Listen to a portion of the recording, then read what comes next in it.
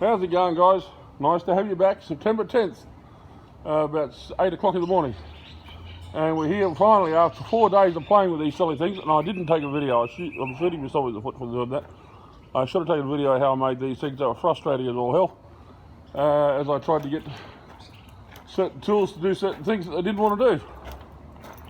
But these are all the 140 by 140 Queensland laminated posts. And these steel plates are all fish plated. They're all in there. You can see it's bolted in there. There's a fish plate in that one, fish plate in the other end over there.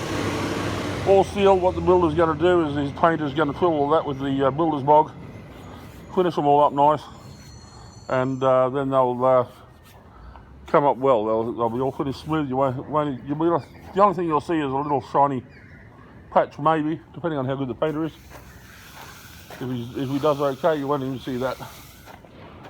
And yeah, they're all sealed. They're all full with Sikaflex in there, so water can't get in. Although it looks like a gap, it's not. It's absolutely chockers with Sikaflex, and that's on the bottom. It's going to fall out anyway.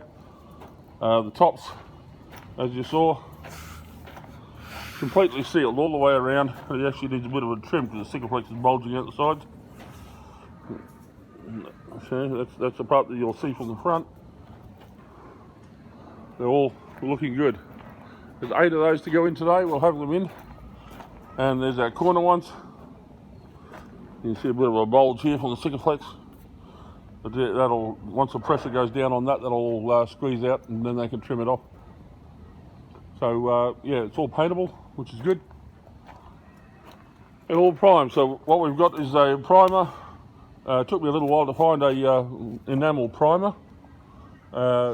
Most paints today, it's very hard to find an enamel primer. And then, of course, to make it work, I've got Penetrol that I put in there as an extra. Put in with the paint to give it extra staying power and sticking power to make it work with the timber, so it soaks right in and works well, and to make it easier for the painter to paint the next coat. More than likely, they'll use acrylic, which is unfortunate. Acrylics just don't work on timber. If you don't believe me, go have a look at the paint shop. And I tell you now, if you want it, they already have on the market for the last 10 years an acrylic with oil in it. Because they found out that acrylics don't work outside unless you have oil in them. And of course, if you have oil in them, you might as well have an enamel, which works better. So if you really want to paint your house, you want to do it well, you buy yourself an oil-based paint. Because only oil-based paint should be on timber.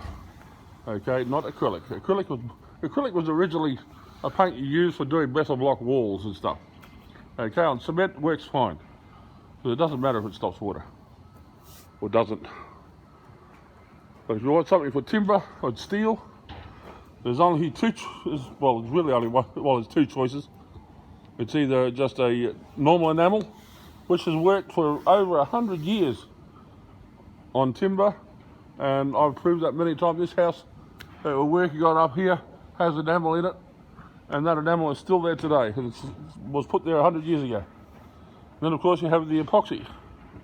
That's the epoxy enamel, and that'll still be here 100 years from now. Okay, it's only epoxy or oil-based enamel. They're the only 2 choices for timber.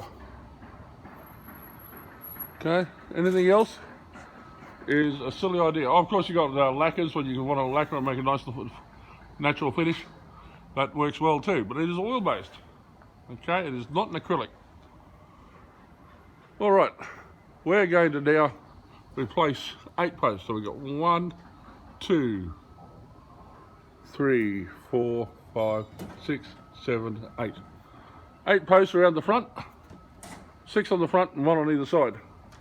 Okay, which the verandas for this building, and we're going to replace those steel posts with these timber posts.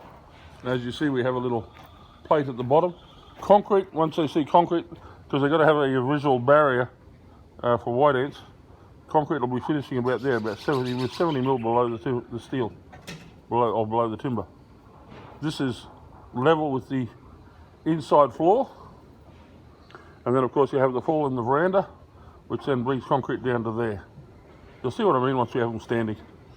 Unless you've done this many times before, trying to see what I'm talking about is reasonably difficult.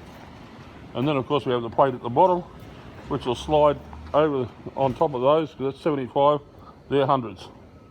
Okay, so it'll slide and move to where we want it to position the post correctly for levelling, for plumbing up top to bottom.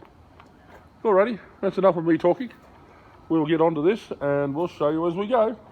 Alright, thanks guys. Oh, don't forget, we've got the subscribe button just there and the like button just there.